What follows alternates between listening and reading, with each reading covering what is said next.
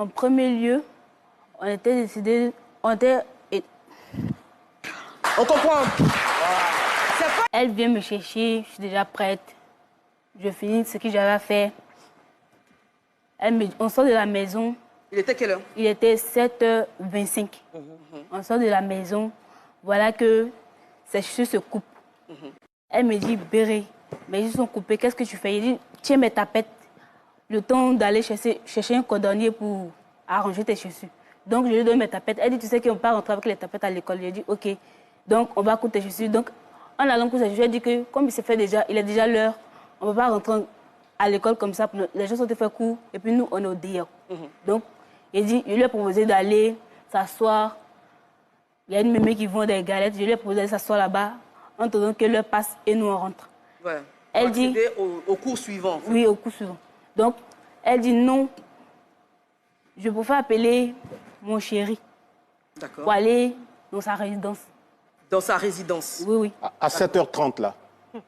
D'accord. Oui, pour aller dans sa résidence. Je lui ai dit, non, on peut aller chez la mémé pour attendre. Elle dit, non, Béré, non. On va aller dans la résidence de mon chéri, non. Donc, je lui ai dit, OK. On est parti au corridor. Elle a appelé. Quand elle a appelé, il est venu. Quand il est venu, il a dit... Il appelle mon foyer, donc il a dit mon foyer, comment ça va bien, ils ont fait la présentation. Il dit, et toi la folle, ça va? Il dit, oui, ça va. Vous le connaissiez avant? Non, non, parce que moi, je ne le connaissais pas. Ça, grâce à elle que j'ai pu avoir un contact avec lui. Donc, il a dit, oh, toi la folle, ça va. Donc, je veux dire, avant mercredi, vous l'aviez déjà vu? Oui, oui. D'accord, ok. Oui. Donc, il dit, parce qu'ils n'étaient pas lavés, donc il dit, le temps de se laver, il va prendre quelque chose derrière, parce qu'il y avait marqué derrière, donc on est allé là-bas. Il a pris quelque chose, on a bu, tout ça, tout ça. Donc il est allé, derrière lui, elle a pris d'autres choses. Quand elle a pris d'autres choses, on a bu, elle a servi, c'est elle-même qui m'a servi. Quand elle m'a servi, j'ai bu, j'avais la tête qui tournait, je lui ai demandé c'est quoi. On ne va pas faire de publicité, mais en tout cas, c'était de la bière. Oui, oui. À 7h30. Oui. Pour aller. Donc, ma tête tournait, je me suis couchée, je me suis levée, je tournais, je disais les bêtises, elle riait. Donc en fait, vous n'étiez pas habitué à l'alcool, donc non, non. Ça a commencé à vous fatiguer? Non, non, oui, ça a commencé à me fatiguer. Donc, quand il est venu, elle a dit que la folle est saoulée. Il dit que, nous, OK, allons-y à la résidence, elle va aller se reposer là-bas. Quand on est arrivé à la résidence, moi je suis allée me coucher. Elle était au salon avec l'amie de son chéri. Comme je me suis réveillée, je suis rentrée au salon. Elle faisait que défiler dans la chambre avec son chéri. Elle défilait. Donc, je vois qu'il est seul. Je dis, Esther, on doit aller à la maison. L'autre, il a dit que je suis jalouse ou bien, que de la laisser tranquille. Donc, j'ai laissé. Je vois qu'il est juste arrivé, il dit, Esther, à la maison. Elle me dit qu'elle ne bouge plus. Il dit, pourquoi? Il était 18h. Elle me dit qu'elle ne bouge plus. On va faire une petite pause là et rappeler déjà que l'abus d'alcool est dangereux pour la santé et que l'alcool est interdit aux mineurs. Il faut quand même le préciser. Nous, on suit juste le déroulement de l'histoire. Donc, à 18h, vous voulez rentrer, elle ne veut pas rentrer. Elle dit, elle ne rentre plus. Donc, il a dit, son chéri, il a dit, rentre à la maison. Elle dit non, qu'elle ne peut pas rentrer. Moi, je lui ai dit, rentre à la maison. Elle dit non, elle ne peut pas rentrer. On lui a demandé tous. On a dit en même temps, pourquoi? En même temps, elle nous a regardé. Elle dit que si je rentre à la maison, maman va me tuer, qu'elle me réveille à 4 heures pour me frapper, que je ne peux pas rentrer à la maison. Donc, je lui ai dit que si moi je rentre à la maison, qu'on me pose des questions sur toi, je vais venir dire où tu es. Elle dit que non, pardon. Maintenant, lui qui était là-bas, il a dit que je sortais de ma maison, il nous a chassés.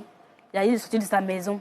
Donc, quand on est sorti, elle dit que pourquoi je ne veux pas qu'on reste ici. Il dit que lui doit faire des médicaments, que si on voit, on ne va pas vouloir causer avec lui. Si on le voit dans la rue, on va le dépasser. Donc, il ne veut pas. Donc... Le chéri ou l'ami? L'ami. OK.